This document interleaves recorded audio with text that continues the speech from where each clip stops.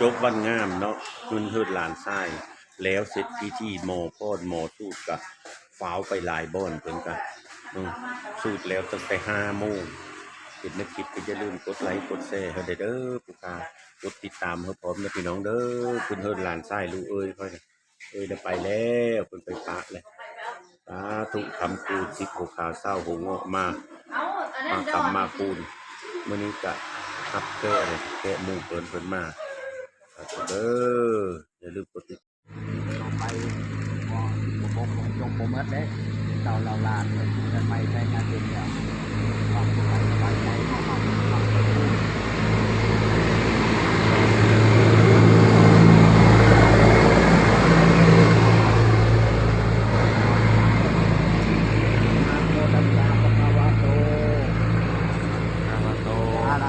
สัมมาสัมพุทธัสสะนะโมตัสสะภะคะวะโตอะระหะโตสัมมาสัมพุทธัสสะนะโมตัสสะภะคะวะโตอะระหะโตสัมมาสัมพุทธัสสะอิติปิโสภะคะวะหน้าตายามดีวันอาทิตย์ชัยสีเวลานี้5 โมงวันเรื่องงามยามมงคลสวัสดีลาโภนะโมพุทธายะอิติปิโสภะคะวะหน้าตายามดีวันอาทิตย์ชัยสีเวลานี้5 โมง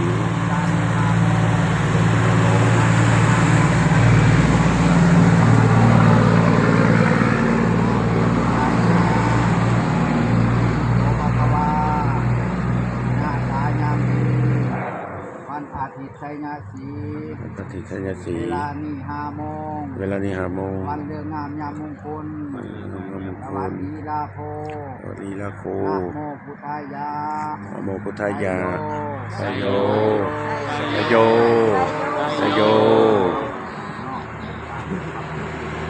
ขอเฮือนอยู่เย็นปานน้ำร้านก่อสร้างนกพลาดเฮือนหิน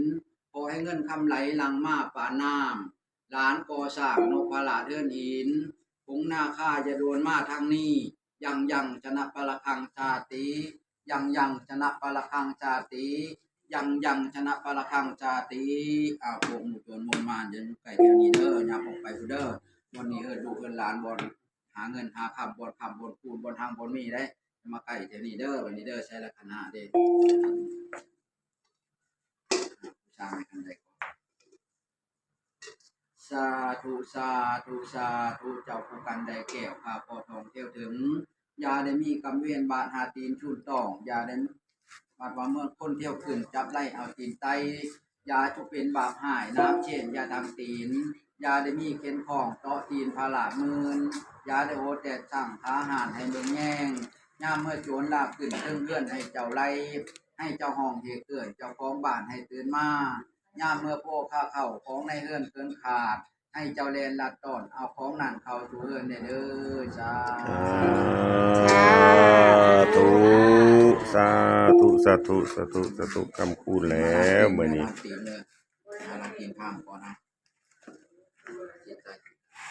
อีกของลาว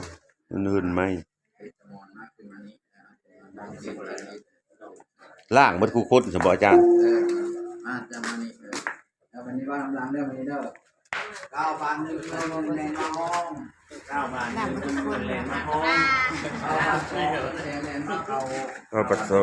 แรงมาเขา9 บาท3ถุงจางเต้าแรงมาหา9 บาท3เต้าแรงมาหา9 บาท4ถุงข้าสีอาสาแรงมาซอย9 บาท4ถุงข้าสีอาสาแรงมาซอย9 บาท5เจ็บป่วยไข้เรื่องนี้ยามี9 บาท5เจ็บป่วยไข้เรื่องนี้ยามี9 บาท6คอยเป็นเศรษฐีบางมีเงินล้าน9 บาท6คอยเป็นเศรษฐีเงินล้าน9 บาท7คอยพ้นจากโกรธพัฒนา9 บาท7คอยพ้นจากโกรธพัฒนา9 บาท8ขอให้ได้เป็นพญาหัวหน้าหมู่เป็นพญาหัวหน้าหมู่9 บาท9เงินไหลเข้าสู่มือ9 บาท9เงินไหลเข้าทุกมื้อมือละล้าน2 ล้านมือละล้าน2 ล้านมือละตื้อ2 ตื้อ4 ตื้อมูมามุนมาคืนมูลมี สวะโอเย็นเด้ กสุขเย็นครับประเทศนี้เด็กกับได้เย็นช่วยๆเข้ามาบ่ได้ฮ้อนจะดีพูดกันเต็มวีแหละมะพร้าวมะกลางโอ้โหอันนี้ สองพามหนึ่งพาเดียวแล้ว พี่น้องปัญญาติพี่น้องขึ้นห้องขึ้นโฮงใหม่ขับคูณแล้วบัดนี้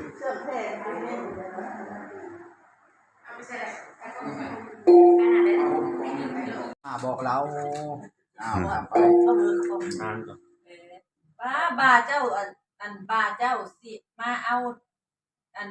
ง่ายแท้เครื่องข่อยนี่เฮ็ดมาจากเท่าไรฟ้าเท่าไรปีเมิดหลายแสนอยู่เด้อเจ้าสิมาอยู่ฟรีบ่หรือสิมาเซา โอ้ยหมู่ขน่อยบ่ได้มาเซาได้ปัญญาเอ้ยสิมาอยู่ฟรีๆได้เฮินหลังนี้เนาะของดีๆทั้งหามทั้งหาบสิมากองหับเอาเงินเอาทองมาให้หลายก่อนเก่า ยินซายินลือเนาะ ไปทางใดจังเวียนออกมาอ้อมถือหน่วยมอนค้อนกระตาฟ้ามืดค่ำตำตาเจ้า ได้เดินมุ่งหน้ามาแต่ไส โอ้ยมื้อนี้ก็ หมู่ขน้อยก็มาแต่เมืองมันคำทองพุ่นแน่นอได้อุดมสมบูรณ์ในอดีตการก่อนคุณบ่มีแล้วที่ทุกข์จนเหตุที่มามื้อนี้ได้ยินเพิ่นเจ้าเว้าว่าพระเจ้าก่อแผ่นดิน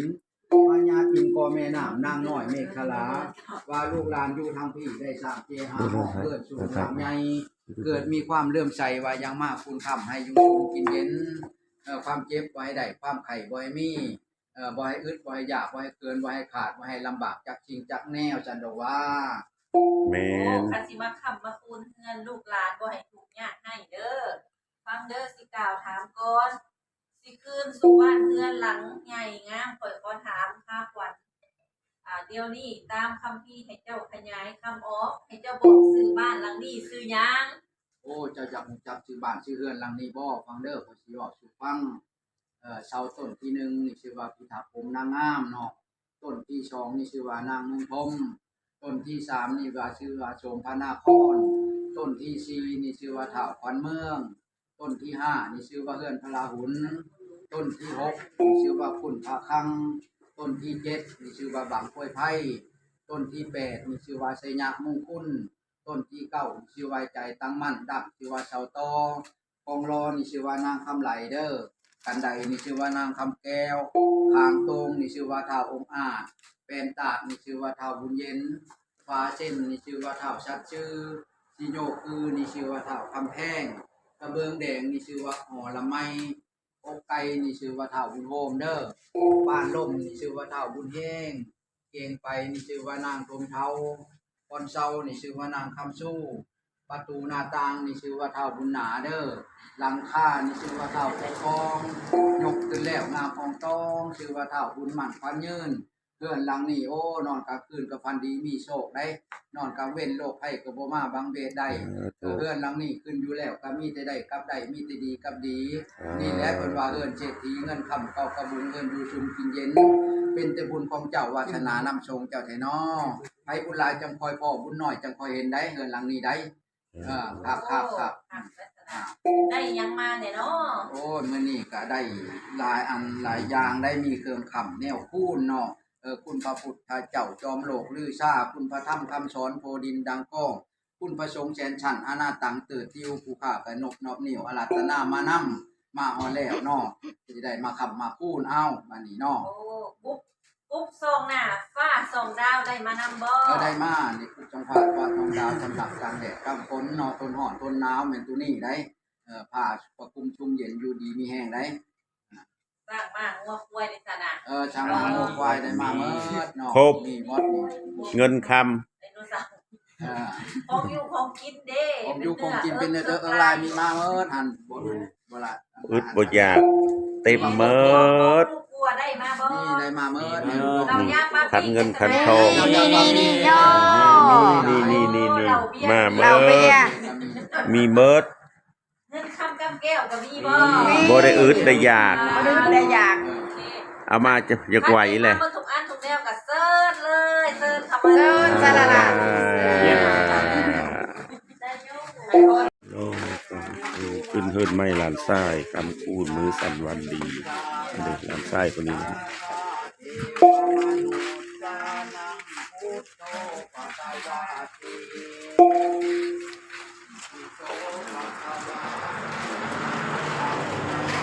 ลันเลยของนะมองนะ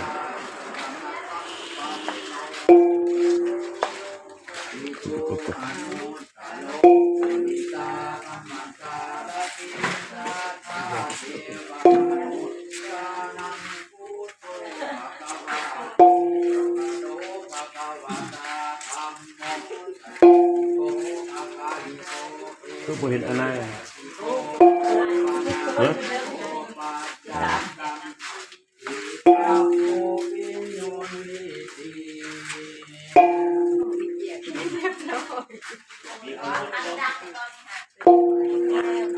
มาแล้วเด้อมาหอดโอ้หกแก้วแล้ว น้องพับก็ไม่มาอ่านเจ้า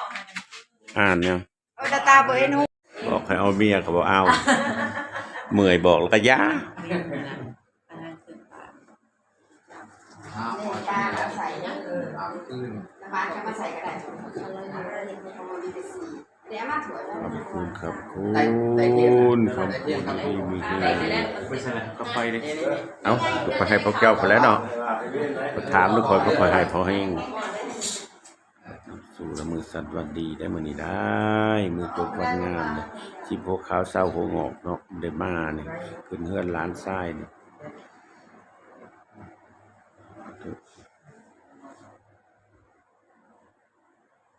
สกาเลนะตังพุทธังอภิปูชยามาอาลังสัมมาสัมพุทโธภะคะวา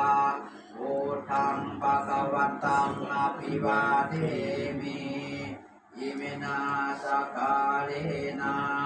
ตังธัมมังอภิปูชยามาสวากขาโตภะคะวะตาธัมโมธัมมังนามัสสามิอิเมนะสกาเลนะตังสังฆังอภิปูชยามาสุปฏิปันโนภะคะวะโตสาวกสังโฆสังฆังนามามิพุทธังสรณังคัจฉามิธัมมังสรณังคัจฉามิสังฆังสรณังคัจฉามิทุติยามปิพุทธังสรณังคัจฉามิทุติยามปิธัมมังสรณังคัจฉามิทุติยามปิสังฆังสรณังคัจฉามิตติยามปิพุทธังสรณังคัจฉามิตติยามปิธัมมังสรณังคัจฉามิตติยามปิสังฆังสรณังคัจฉามิอิสิปิโสภะคะวะอะระหังสัมมาสัมพุทโธวิสาจารณสัมปันโนสุขโตโลกวิทุอนุตตโลปุริสาธรรมชาลติสาธาเทวมนุษย์สานังพุทโธภะคะวะติกาเยนะวะจายวะเจตทวาพุทธิกุกมังปะกตังมายยังพุทโธปฏิภาณันตัวจะยันตังตาลันตาเลทังปาติตุงวาพุทเตสาคาตุ